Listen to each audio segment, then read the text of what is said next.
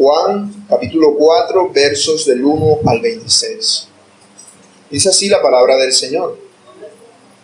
Cuando pues el Señor entendió que los fariseos habían oído decir: Jesús hace y bautiza más discípulos que Juan, aunque Jesús no bautizaba sino sus discípulos, salió de Judea y se fue otra vez a Galilea, y le era necesario pasar por Samaria.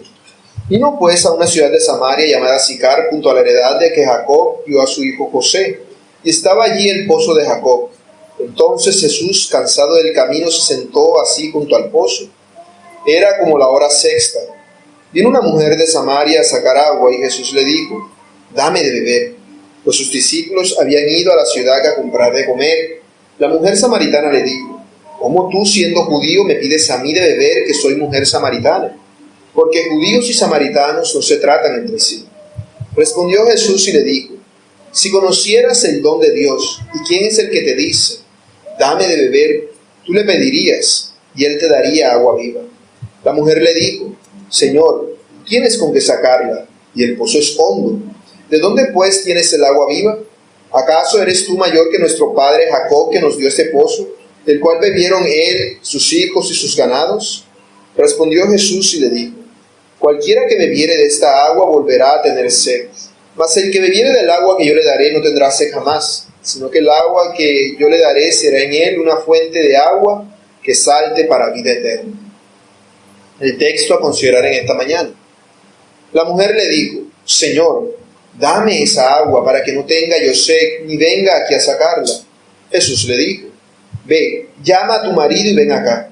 Respondió la mujer y dijo: no tengo marido. Jesús le dijo: bien has dicho, no tengo marido, porque 5 maridos has tenido, y el que ahora tienes no es tu marido. Esto has dicho con verdad. Le dijo la mujer: Señor, me parece que tú eres profeta. Nuestros padres adoraron en este monte, y vosotros decís que en Jerusalén es el lugar donde se debe adorar.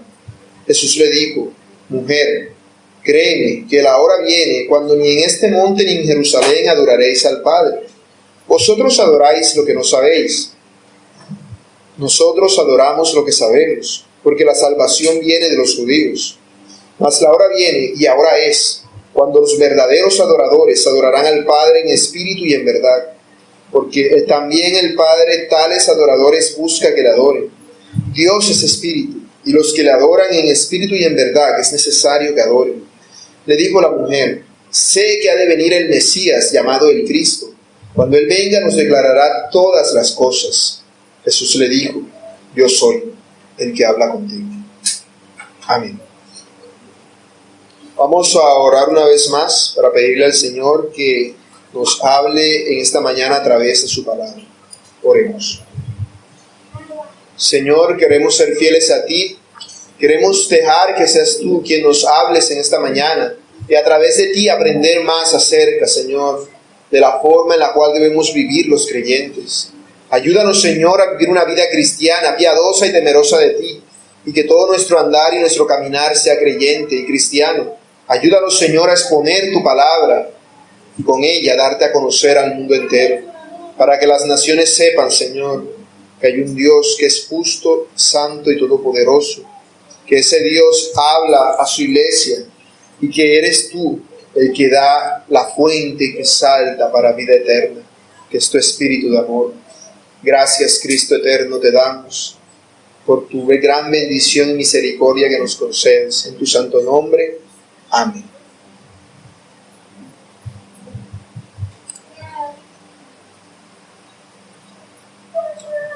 Dios te ama y tiene un plan maravilloso para tu vida. Ese es el popular mensaje de evangelismo que se predica popularmente hoy en día. Dios quiere bendecirte, Dios quiere darte esto, Dios quiere darte aquello y bla, bla, bla, bla, bla, bla, bla. Pero en realidad ese no es el mensaje de la salvación. Y creo que nosotros lo sabemos. Jesús no murió para darte todas las cosas que en tu necia humanidad tú quieres. Jesús no murió en la cruz para satisfacer los deseos egoístas de tu corazón. Todas las iglesias que esto predican son del diablo. Son del diablo porque enseñan falsa doctrina y doctrina de Satanás. Ese no es el mensaje de salvación. Es un mensaje que viene directamente de las huestes del infierno. Es el mensaje de la perdición. Dios quiere darte todo lo que tú quieras. ¿Quieres un carro? Dios te lo va a dar. ¿Quieres tener esto? Dios te lo va a dar. Ciertamente, a simple vista pareciera que eso es lo que el Señor Jesús le está diciendo a la mujer samaritana. Dios puede darte el agua que quita la sed para siempre. Pero en realidad, ¿qué es eso lo que el Señor le está diciendo? ¿Cuál es el agua que Él está prometiendo? ¿Y cuál es la sed que la mujer tiene, que no es consciente que ella tiene? Hay una sed que es para todo hombre común, y es una sed de Dios. Todos nacemos con sed de Dios en nuestro corazón. Pero nuestro corazón rebelde y pecador, como dice el libro del profeta Jeremías, nos impide adorarle. Por eso es necesario que creamos en Cristo, porque solamente en Él hay salvación para nuestras almas. Él es el camino, la verdad y la vida. Por eso el apóstol Juan escribió este evangelio, para que creyendo en Cristo, que Él es el Hijo de Dios, tengamos vida en su nombre. A eso es a lo que hemos sido llamados, a creer en Cristo. Por eso el autor humano de este evangelio, Juan, apóstol de Jesucristo, centra su evangelio en testigos y en testimonios que son declarados para dar a conocer a las personas que Jesús es el Cristo. Él es el Mesías prometido. Ese testimonio ya fue dado por el mismo apóstol Juan al inicio de este evangelio. Por él, a través de Juan el Bautista, cuando él vio al Señor Jesús. Y aquí vemos a Jesucristo mismo dando testimonio de la verdad. La verdad que fue dada primero en este evangelio por Jesucristo a los que serían sus primeros discípulos, Andrés y Juan el apóstol. Luego es dado al resto de los discípulos. Luego este testimonio es dado a la persona más alejada de Dios que había en Israel, un fariseo llamado Nicodemo, quien siendo el cura que más sabía de la Biblia en todo el país, era la persona que estaba más alejada de Dios. Eso fue lo que vimos en el capítulo 3 de Juan. Pero en este capítulo 4 se nos habla de la persona que era la más propicia a recibir el mensaje de salvación. Una mujer de muy mala fama, de un pueblo que era enemigo del pueblo judío, los samaritanos. Por eso vemos que se nos dice que para el Señor era necesario que Él fuera a Samaria a encontrarse con esa mujer. Era necesario, porque Él debía compartir con ella el mensaje de la salvación. Y eso es lo que el Señor Jesucristo ha estado haciendo con esta mujer. Y lo que veremos en esta mañana, si el Señor lo permite, en este mensaje, y es el evangelismo según Jesucristo. Y lo explicaré o trataré de explicarlo en 2 puntos. Primero, la mala noticia. Y segundo, la buena noticia. Veamos estos 2 puntos. La mala noticia. Dice el verso 15. La mujer le dijo: Señor, dame esa agua para que no tenga yo sed, ni venga aquí a sacarla. Jesús le dijo: Ve, llama a tu marido y ven acá. Respondió la mujer y dijo: No tengo marido. Jesús le dijo: Bien has dicho, no tengo marido, porque 5 maridos has tenido y el que ahora tienes no es tu marido. Esto has dicho con verdad. Le dijo la mujer: Señor, me parece que tú eres un profeta. El contexto de este texto fue el que vimos en el sermón anterior, ¿cierto? Jesús llega a Sicar, una ciudad de Samaria, a un pozo en pleno mediodía, y se encuentra allí a una mujer que viene a sacar agua, y Él le pide a esa mujer que le dé agua. Esa mujer, que ni siquiera se nos dice cómo se llama, no sabemos quién es solamente la mujer samaritana, una mujer cualquiera del pueblo, desde nuestro punto de vista, 2000 años después, en otra parte del mundo, en un contexto totalmente diferente. Pero esa mujer era supremamente importante para el Señor en ese momento. Era la mujer más despreciada de aquella región. Era una mujer de mala fama, de allí que haya venido en pleno mediodía a sacar agua del pozo, siendo que la hora propicia es en la tarde, cuando ya el sol está bajando y la cosa es mucho más agradable. Esta mujer viene en la peor hora posible. Mientras está haciendo lo que hace todos los días, se encuentra con Jesucristo, quien le dice, dame de beber, sin tener él ni siquiera algo en lo cual meter o introducir el agua que la mujer le va a dar, rociar el agua que la mujer le va a dar, verter el agua, que la mujer le va a dar. Él le está diciendo, dame de tu cántaro, el cántaro de una mujer samaritana. Ahora, la mujer reacciona completamente sorprendida. ¿Cómo va a ser posible que tú, siendo judío, me pidas a mí que te dé agua, siendo que soy samaritano? Viendo que los samaritanos y los judíos son enemigos entre sí, se odian. Y aquí ve a un judío que no la odia, sino que demuestra un profundo interés en ella. Un interés en esta mujer de este pueblo despreciable. Y esta mujer se sorprende más cuando el Señor le dice, si tú supieras cuál es el regalo de Dios y quién es el que se está diciendo a ti que le des de beber, tú le pedirías a él y él te daría agua viva. Al escuchar esto, la mujer todavía no ha entendido por completo, pero hay un deseo en ella. Ella sabe que este hombre que está hablando no es un hombre cualquiera, no por lo que le está diciendo, porque no está diciendo nada que no se puede inventar cualquiera, sino por la actitud que le ha demostrado. Le ha demostrado una actitud totalmente diferente a la de todos los judíos. No es su enemigo, sino que es alguien que se interesa en ella. Es alguien a quien ella le importa. Así que ella le dice, dame esa agua para que no tenga yo sed ni venga aquí a sacar. ¿Qué entendió la mujer con todo esto? Que Jesús le estaba hablando del agua literal, agua normal. Digo, dame de esa agua que me va a quitar la sed para siempre.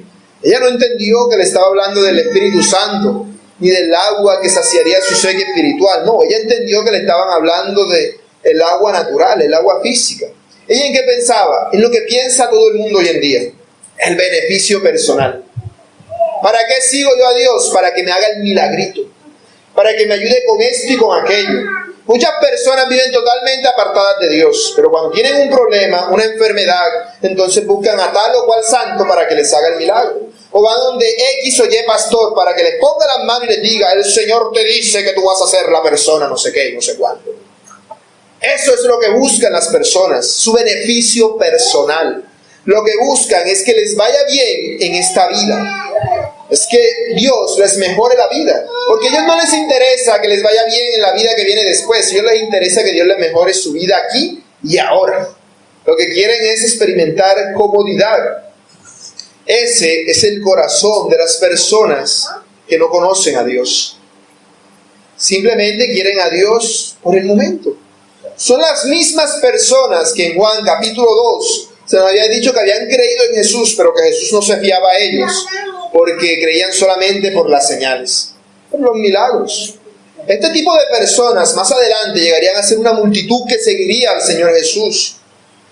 Y más cuando Jesús multiplicó los panes y los peces, lo cual veremos más adelante. Y en el capítulo 6, ellos fueron buscando a Jesús para que Jesús fuera un rey. Y querían crear un país dentro de Israel y poner a Jesús de rey y ellos ser sus súbditos.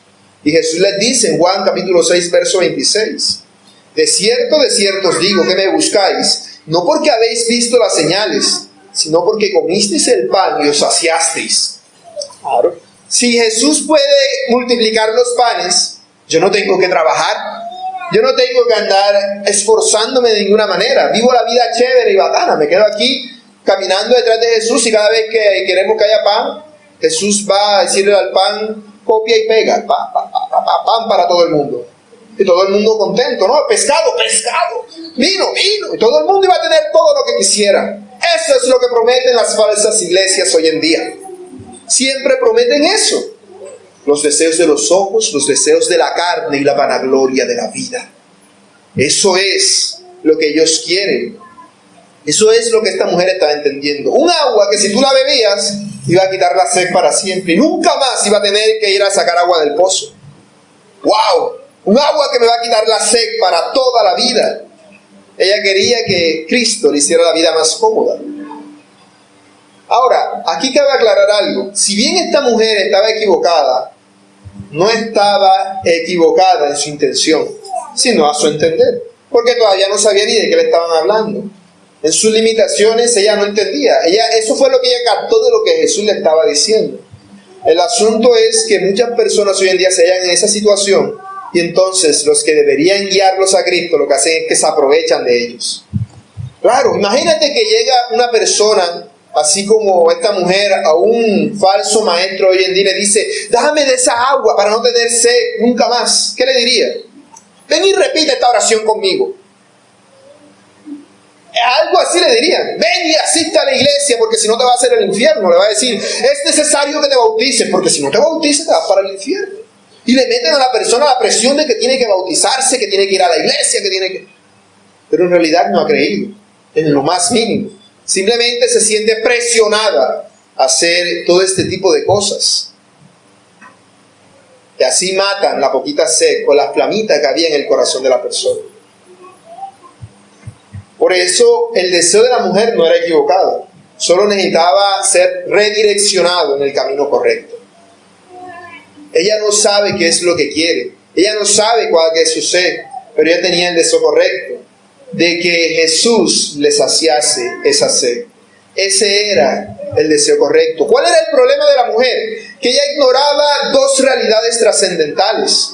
Ella ignoraba quién era ella y ella ignoraba quién era él. Así de simple. Ella no sabía que ella era una mala persona. Ella era una samaritana. Los samaritanos tenían su religión. Ella es como cualquier persona de hoy en día que te dice: no, es que todo el mundo se va para el cielo. Yo soy católico, mi padre es católico, mi madre es católica, mis hermanos son católicos.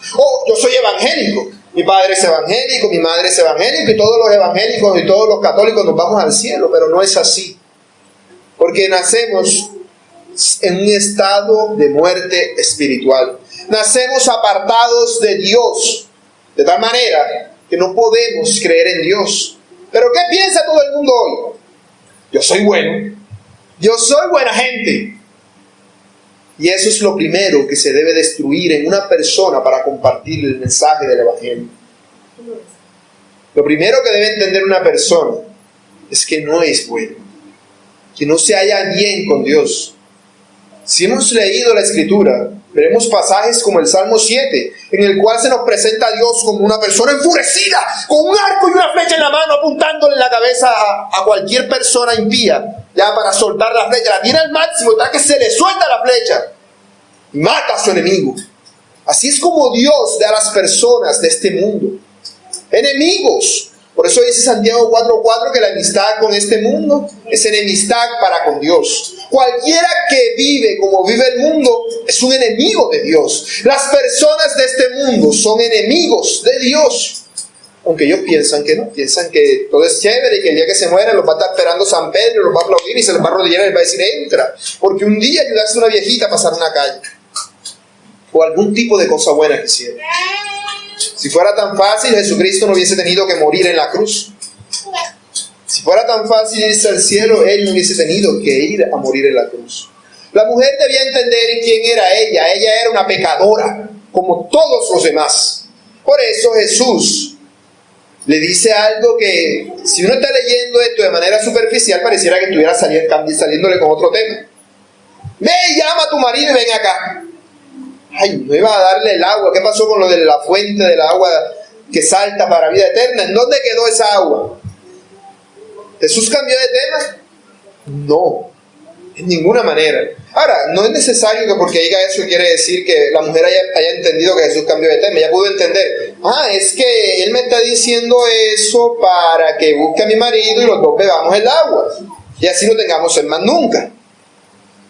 Pero esa no era obviamente la verdadera razón. La verdadera razón era que Jesús sabía cuál era la situación matrimonial de esa mujer. Él no sabía, ella suponía que Él no sabía nada acerca de ella. Era un judío, los judíos ni siquiera entran por Samaria, sino que la rodean.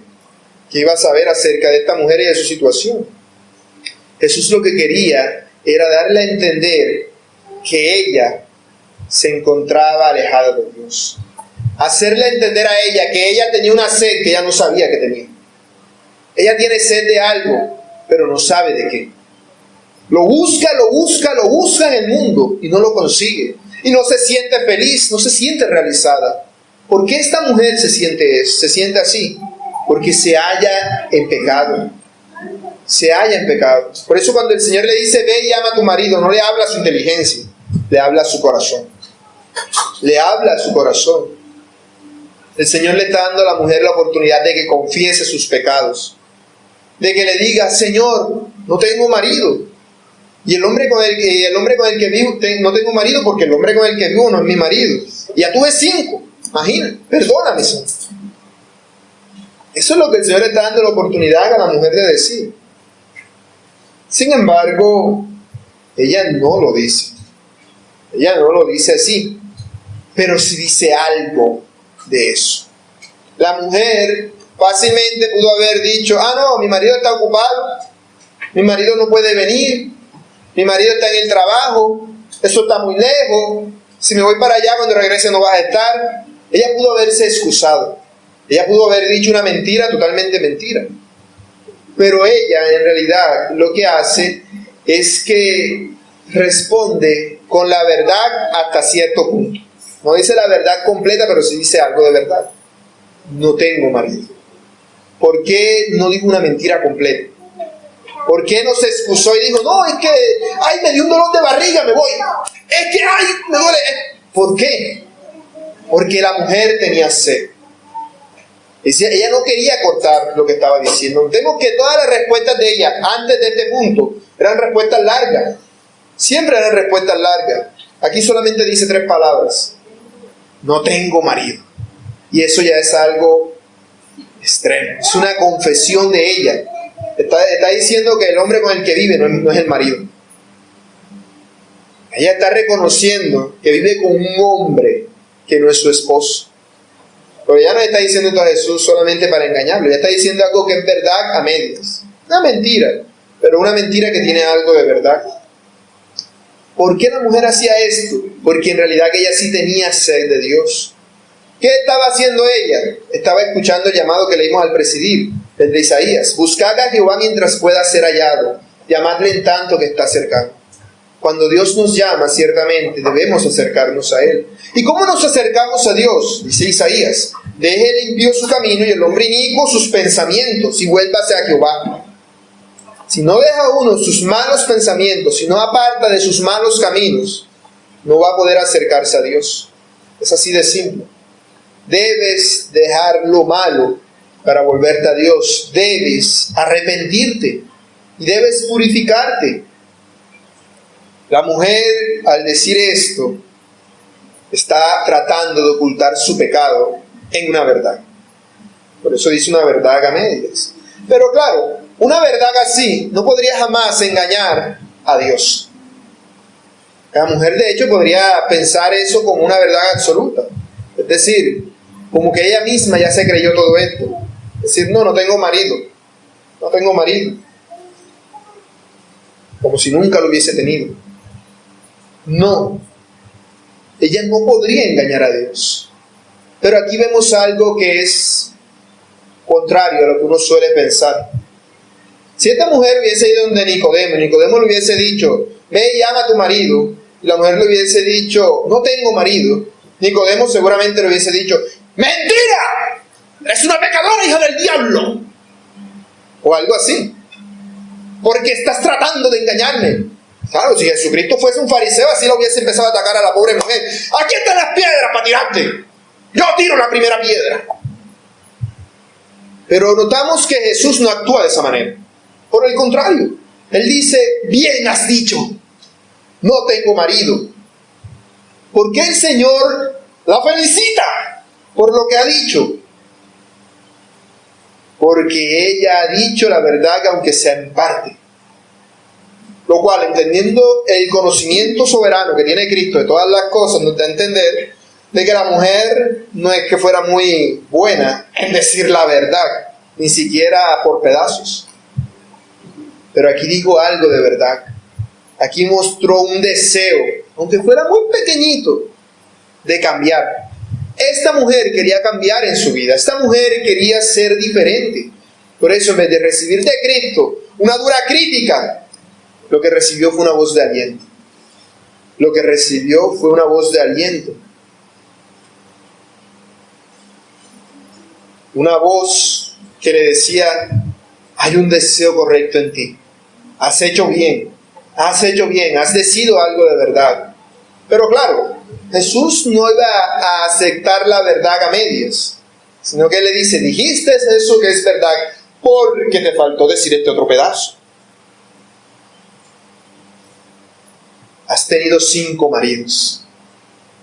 5 maridos. Es decir, el Señor la está confrontando con su pecado.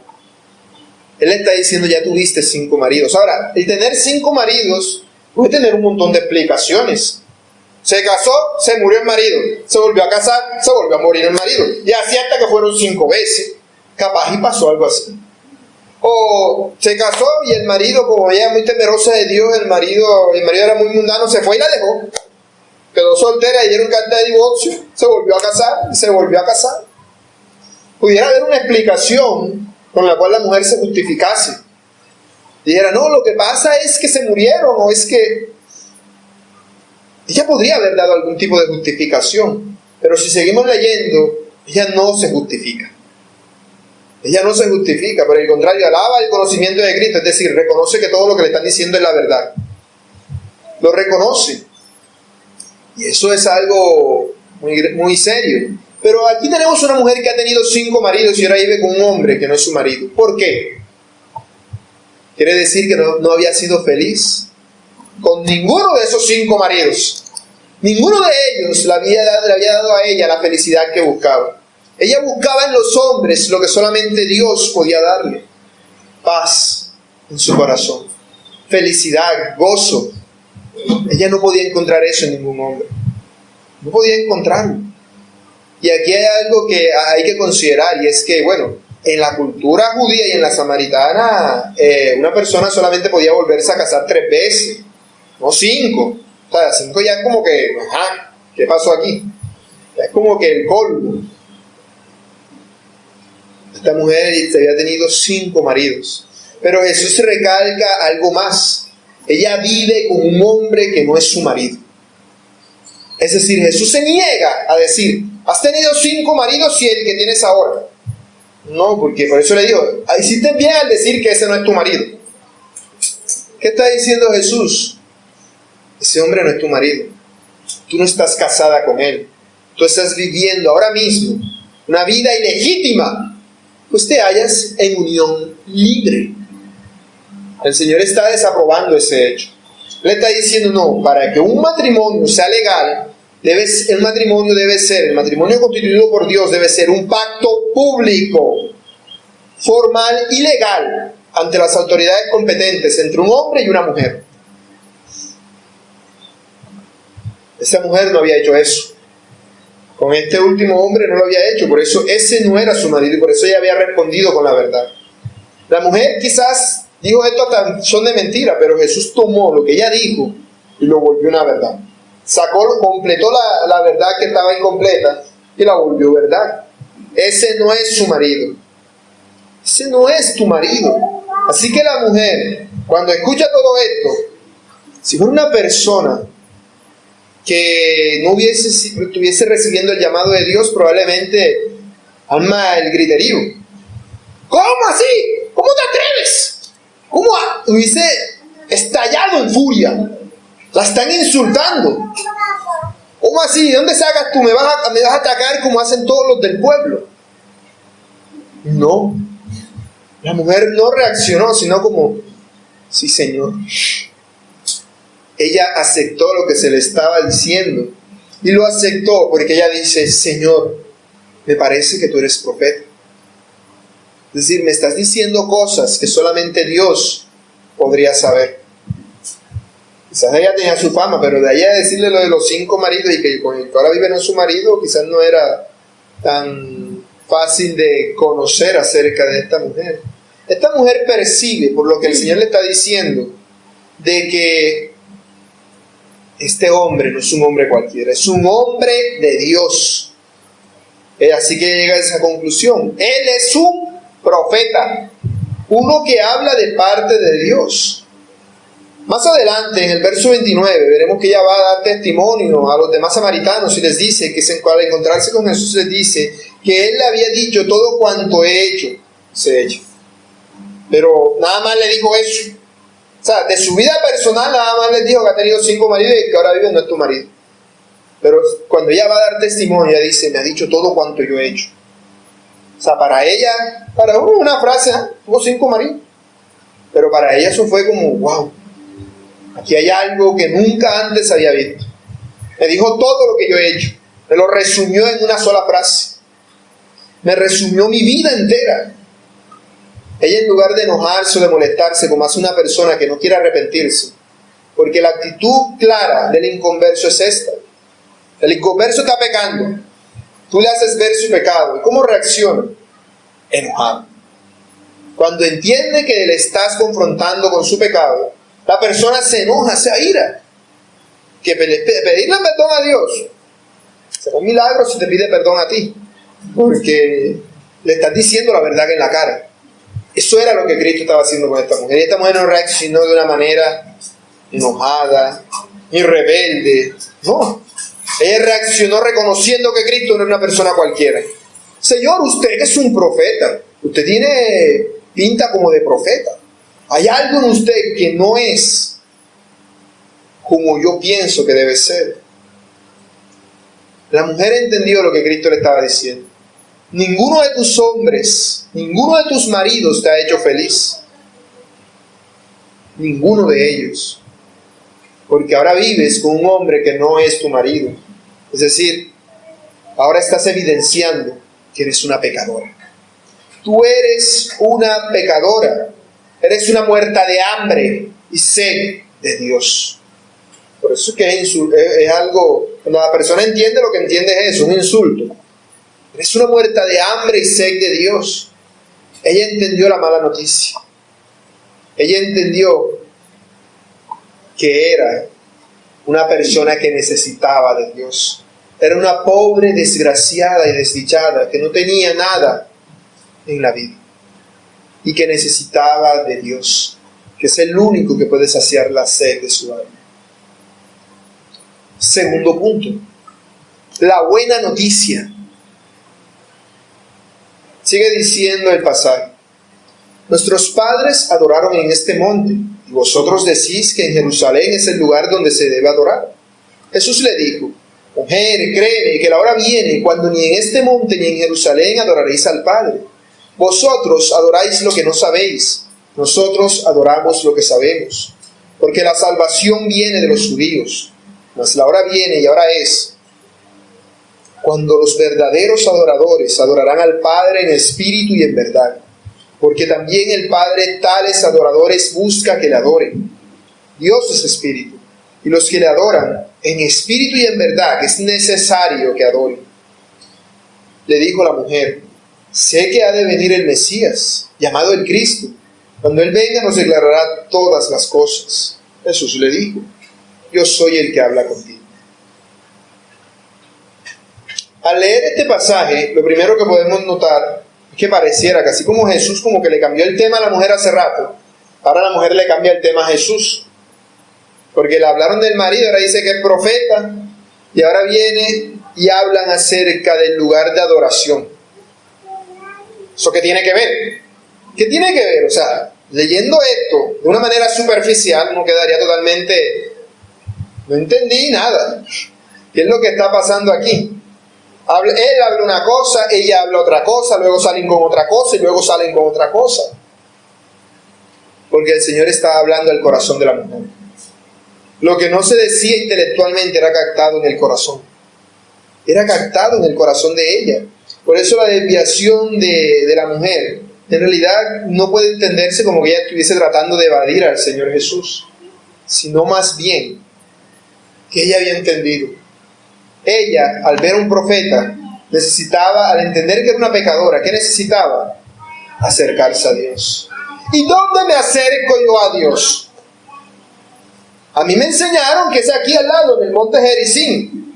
Y ustedes los judíos dicen que es en Jerusalén. Y bueno, Señor, como usted me parece que es profeta, usted debe saber la respuesta. ¿Dónde debemos adorar a Dios?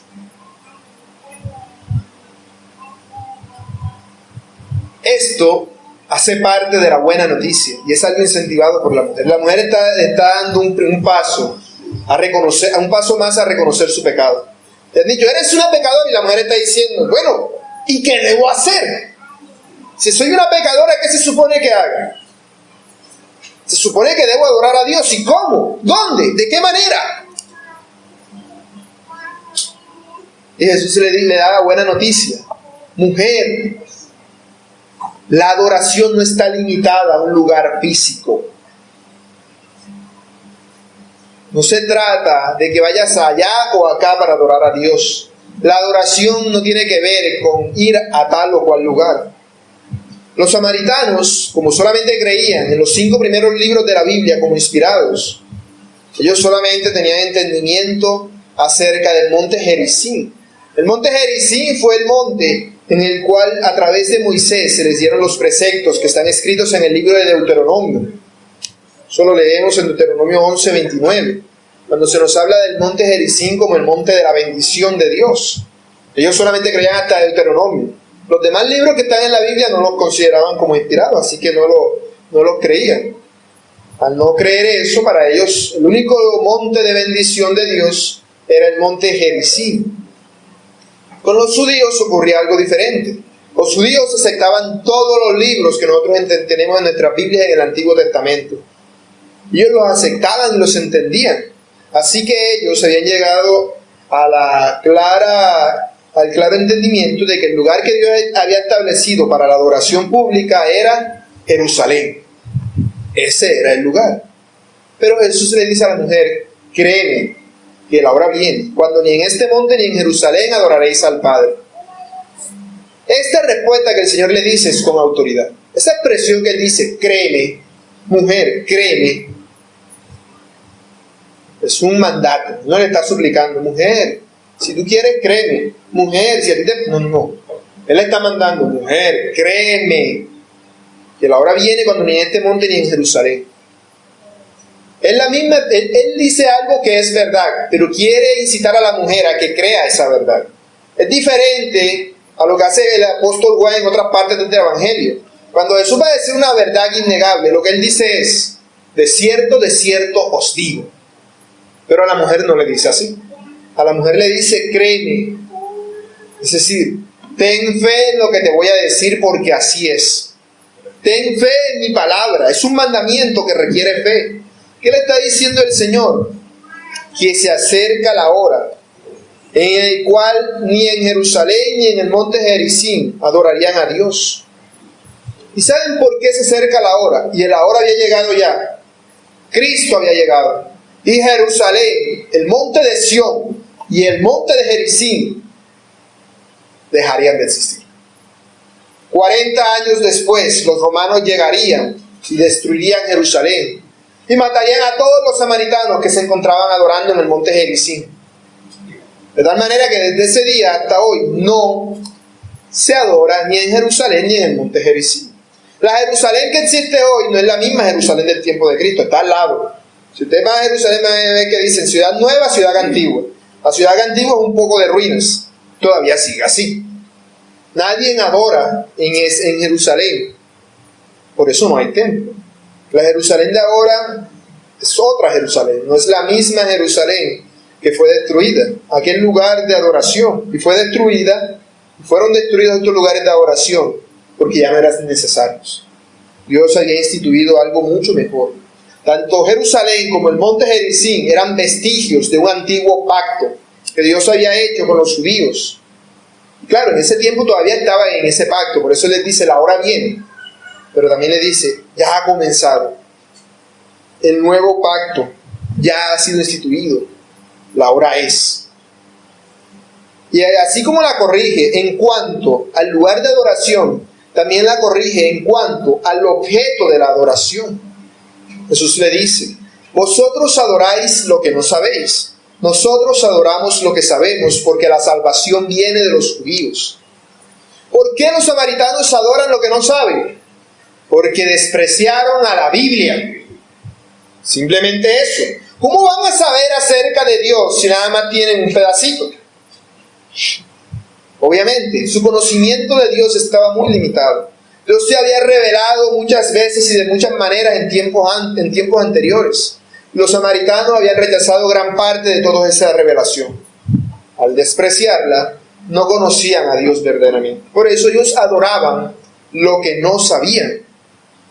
Pero los judíos que habían aceptado toda la revelación de Dios hasta ese punto, sabían a quién adoraban.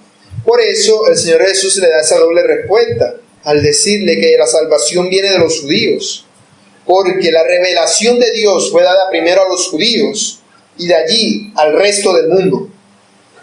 Y además, el Hijo de Dios, el Mesías esperado, habría de venir de los judíos. Y es que sería ilógico que Cristo hubiese nacido siendo samaritano, sino que los samaritanos estaban totalmente apartados de la palabra de Dios. Dios no se iba a manifestar de esa manera en un pueblo apartado de Dios, pero aún así eran su pueblo, y aún así Él no se olvidaba de ellos. Él no decía, no, como son de otra iglesia, entonces no les predico, ellos creen en los samaritanos, ellos adoran a Dios de manera samaritana. No. Jesús fue directamente a estos que eran de otra iglesia a predicarles el evangelio. Él fue a predicarle a los samaritanos, aunque sabía que la salvación venía de los judíos, porque los judíos tenían el privilegio de que el Mesías nacería de ellos. El verdadero objeto de adoración, ¿quién es? El Dios al cual adoraban los judíos, no el Dios de los samaritanos. Ambos adoraban al mismo Dios, pero al tener una revelación menor, su entendimiento de Dios era obviamente menor. Es como tú decir, o no sé si has escuchado esto de las personas que no creen en Dios. No, todos adoramos al mismo Dios. Mentira. Todos somos hijos de Dios. Mentira. ¿Cuál Dios? Si no saben ni quién es Dios. No, adoran lo que no saben. Por lo tanto, se halla en un estado de completa ignorancia. Pero no se trata solamente del lugar y del objeto de la adoración, sino de la forma misma de la adoración. Por eso Jesús le dice, la hora viene y ahora es, cuando los verdaderos adoradores adorarán al Padre en espíritu y en verdad, porque el Padre tales adoradores busca que le adoren. Una hora que viene, un nuevo tiempo que iba a llegar, el tiempo de la iglesia. El tiempo en el cual Satanás sería atado y la revelación de Dios no se limitaría solamente a los judíos, sino al mundo entero, a través del pueblo, del cuerpo de Cristo, que es la iglesia. Y debían entender también algo, ¿qué es la adoración? Y es algo que nosotros también como creyentes tenemos que tener claro, hermanos. ¿Qué es adoración? Cuando pensamos en adoración, pensamos en esto que estamos haciendo ahora. Estar reunidos en un lugar haciendo una actividad. Pero eso no es adoración.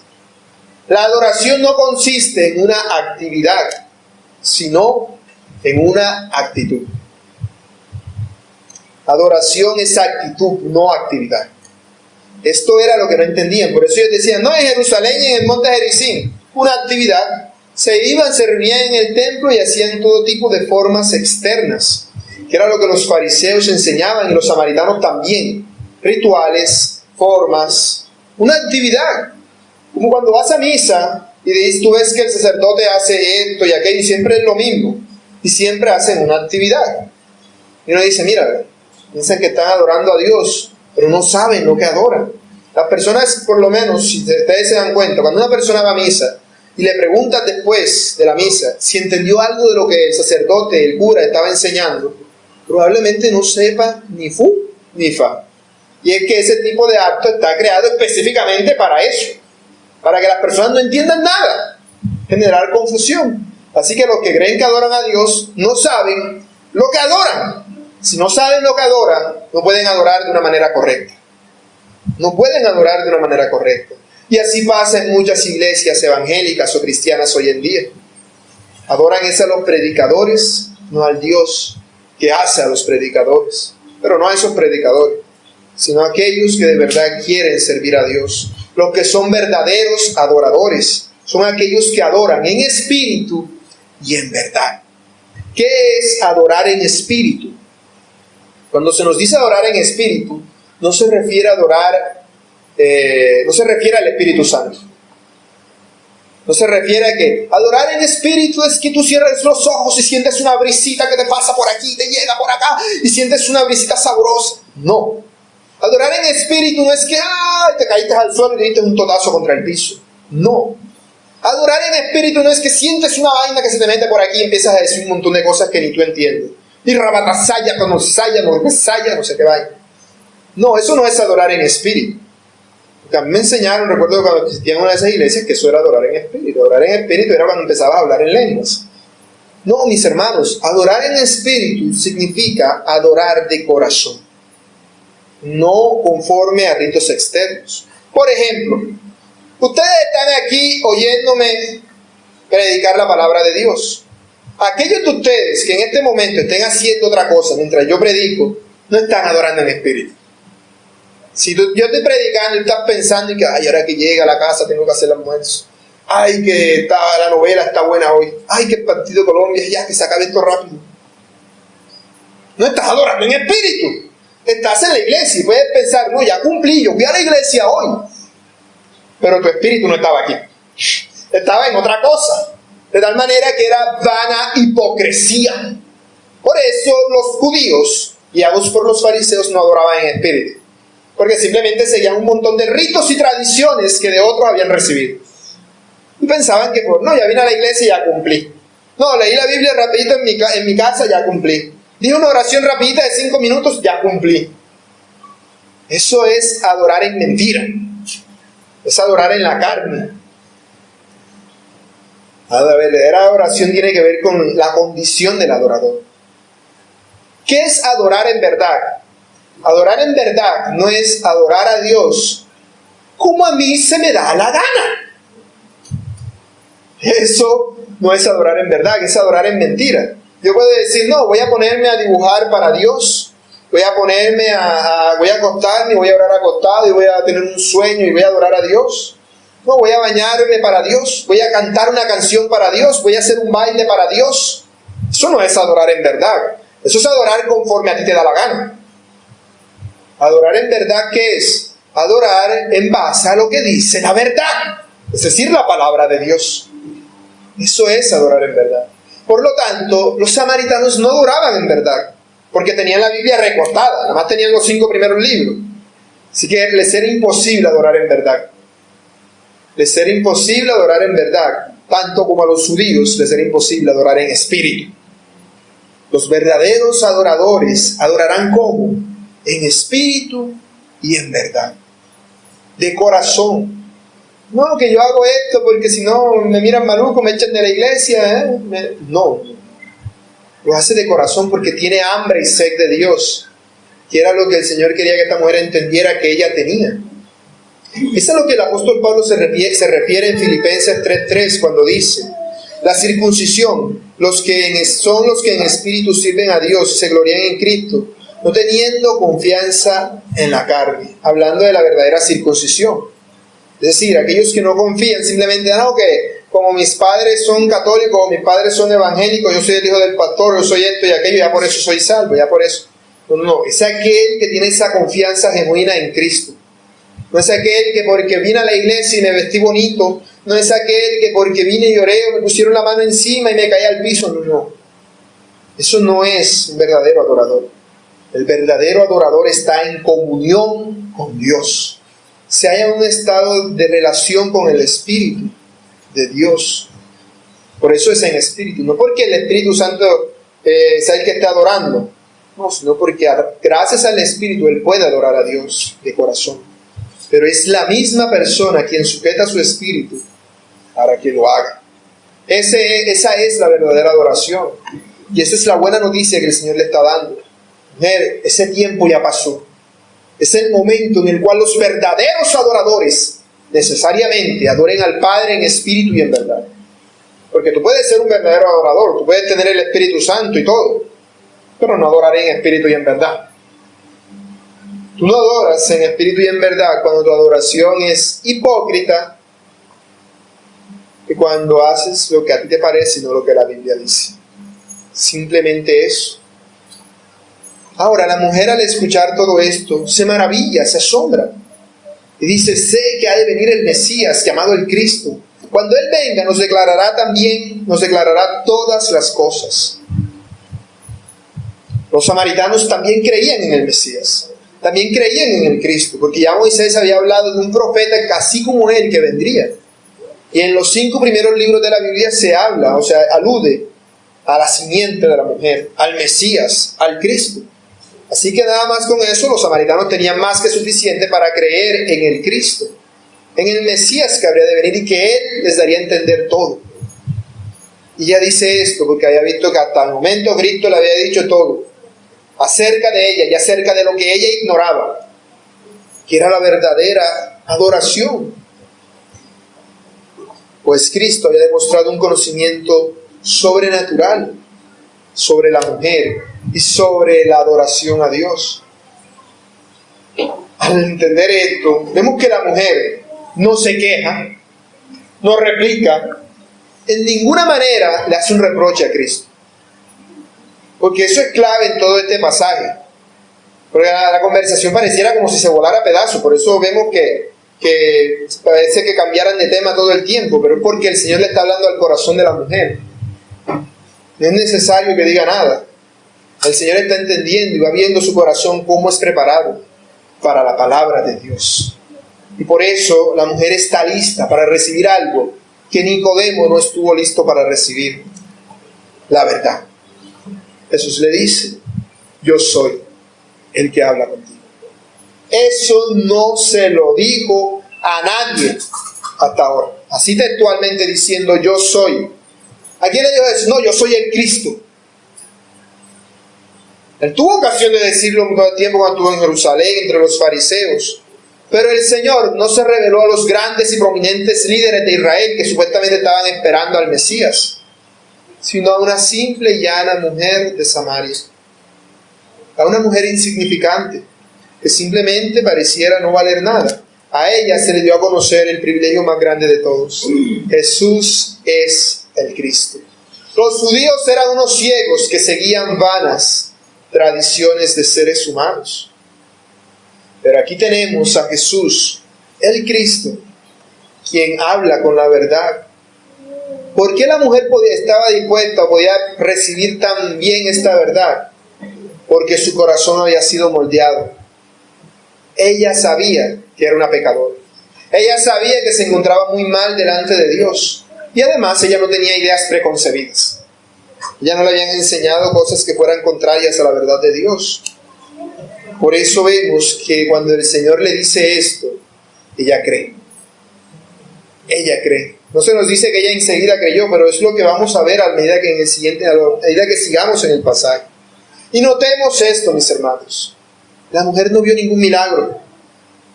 Lo que Jesús le dijo pudo habérselo inventado. Jesús pudo haberse inventado lo que estaba diciendo, pudo haberse averiguado, pudo haber mandado: mira, averíguate a esa mujer a ver quién es esa mujer y qué es lo que es. Y acaba de ir y decirle: no, que tiene 5 maridos. Pudo haberse inventado todas estas cosas si él fuera un embaucador. Pero no era solamente lo que le dijo, sino que cada cosa que le dijo fue una flecha directa a su corazón. Fueron las palabras precisas que esa mujer necesitaba oír. Por eso ella creyó la buena noticia de que el Mesías había llegado y había llegado por ella. Esa es la buena noticia. El Mesías vino para producir en el mundo adoradores en espíritu y en verdad. Y he aquí a una mujer que sería producto de esta misión, una adoradora en espíritu y en verdad. Conclusión. Mis hermanos, aquí vemos cómo el Señor Jesús honró a esta mujer samaritana. Como ya les dije, en el capítulo anterior, gran parte del capítulo, vemos al Señor Jesús hablando con el líder de la religión judía, Nicodemo, y le tiene la oportunidad de decirle todo tipo de cosas, pero le habla acerca de que le es necesario nacer de nuevo. Pero a esta mujer, a quien el Señor quiere que nazca de nuevo, le habla acerca de la adoración, un tema mucho más complejo. Ese tema de que los judíos y los samaritanos, eso era mucho más propicio para que lo discutiera con un fariseo, una persona que supiera mucho de Biblia. pero no eran las palabras apropiadas. Hermano, debemos aprender esto de Cristo. Debemos ser prudentes a la hora de compartir el mensaje de Dios. No todas las personas pueden recibir el mensaje de la misma manera. Y tú no tienes el don de la omnisciencia para saber lo que las personas están pensando en su corazón. De tal manera que le vayas a decir a cada quien la palabra que necesita escuchar. Pero debes estar atento. Debes estar atento a las personas cuando compartes el mensaje del Evangelio. Debes mirar cómo las personas reaccionan. Debes estar atento y debes ver lo precioso de lo vil. Debes entresacar lo bueno de lo malo. Así como Cristo le dijo a la mujer, bien has dicho. Aunque había dicho una verdad muy recortada, Él la completó. Él no acusó a la mujer. No la acusó. Él le hizo ver su pecado, pero para que entendiera su necesidad de un Salvador. Por eso vemos que la mujer aceptó el mensaje, que no se nos dice que Nicodemo haya aceptado inmediatamente. No se nos dice que Nicodemo haya creído, por lo menos no en esa ocasión. Quizás le quedó sonando y más adelante llegó a conocer a Cristo. Pero en ese momento no, a diferencia de esta mujer, a quien se le había dado a conocer todo. Se le había dado a conocer la verdad de la salvación. Para ser salvo, una persona debe tener presente tres cosas. La salvación llega solamente para aquellas personas que están desesperadas por su condición espiritual. Aquellos que se reconocen pobres, miserables, desdichados, desgraciados, alejados de Dios. Segundo, la salvación solamente aplica para aquellos que se arrepienten y confiesan sus pecados y que tienen un deseo de perdón. Y tercero, la salvación solamente es dada a aquellos que aceptan a Cristo, no solo como Salvador, sino también como Señor, como aquel que es objeto de nuestra adoración. Y para ti, mi hermano, que has nacido de nuevo, déjame decirte lo siguiente.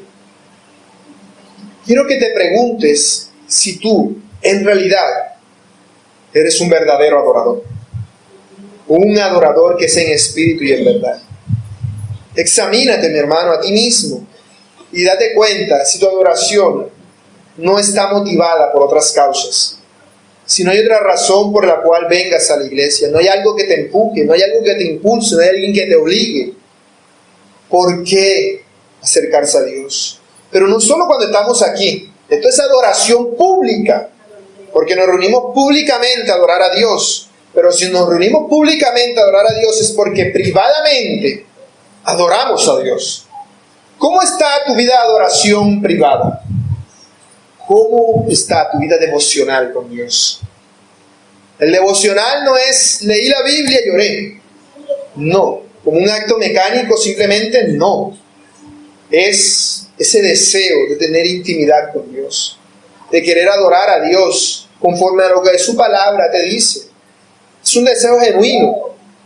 ¿Cuántas veces estando en tu casa haciendo el devocional o haciendo la oración cotidiana estás orando y estás pensando en cosas que no tienen nada que ver con lo que estás orando? Bueno, esa oración verdaderamente es en la carne, no en el espíritu, porque lo que estabas haciendo es moviendo la boca, produciendo sonidos, pero esas palabras no emanan de tu corazón, por lo tanto no son en espíritu. ¿Cuántas veces al tomar una decisión has pensado, bueno, yo no creo que esto sea tan malo, yo no creo que esto sea pecado, Dios me lo va a perdonar? Has quebrantado la palabra de Dios, por lo tanto esa adoración no es en verdad. Date cuenta, mi hermano, porque Dios anda en busca de verdaderos adoradores, y tales adoradores es necesario. No dice, no, es que si tú quieres. No, si es que tú quieres ser un verdadero creyente, santificado y lleno del Espíritu Santo, debes adorar en espíritu y en verdad. ¿Cuándo? Si no hay un lugar para adorar a Dios, porque el Espíritu de Dios vive en ti, porque ahora tienes esa fuente de agua que salta para vida eterna en ti, por eso puedes adorar a Dios en cualquier lugar. Tampoco hay un momento. Debes adorar a Dios en espíritu y en verdad todo el tiempo. Todo el tiempo. Sea que estés aquí, en mitad de la calle, en el lugar de trabajo, donde sea lo que sea que estés haciendo. Debe ser tal tu devoción a Dios que aún mientras duermes deberíamos adorar a Dios. Y obviamente uno no controla lo que hace cuando está dormido, Pero ese debería ser nuestro deseo, hermanos. Que todo nuestro tiempo sea para Él. Que toda nuestra vida sea para Él. Y que podamos servirle siempre de todo corazón.